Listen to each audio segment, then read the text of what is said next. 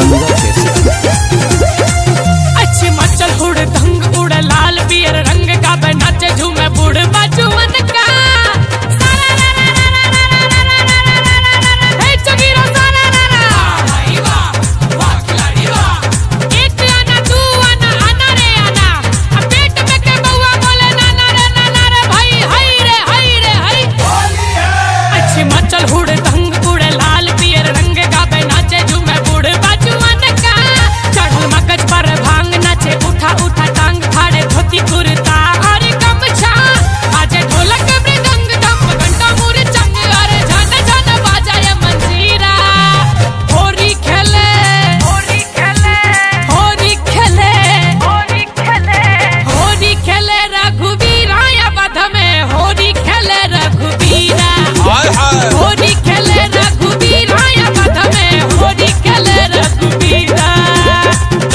मधुबनी सगरी भारे सगरो घगरी सहरसा सुपौल के छोरा छाने भांगा कचरी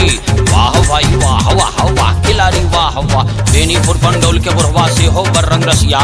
80 बरस की उम्र में ताके 18 बरस के कनिया फिर देख कर नागिन वाला बजब ये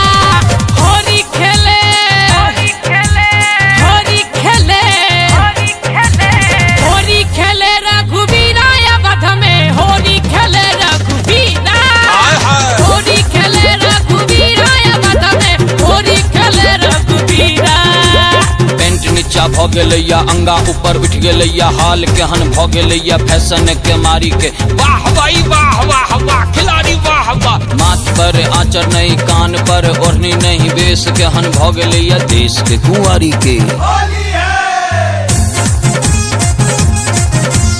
नागिन वाला बजब ये